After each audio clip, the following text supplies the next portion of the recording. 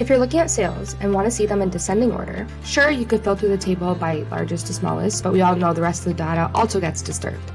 Instead, let's use a sort function so we don't interrupt the original dataset.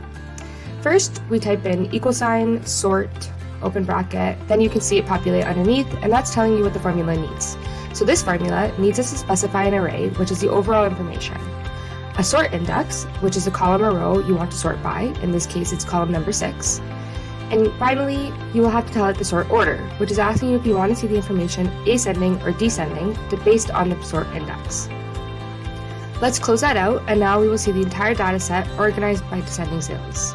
You can also see that the formula only lives in the one cell and is spilling over into the other cells. More usefully, when using dynamic arrays, we can wrap the sort formula around a filter formula that was shown in another video. Go check that one out if you haven't already. In that video, we used the filter function to limit only one state within the dataset. Now that we have that state, maybe we want to see the state by descending sales, and this is where I would wrap the sort formula around the filter formula. It's super easy, you just edit the filter formula to start with sort and close it off with the column number and sort order, and voila! Again, hope this helps!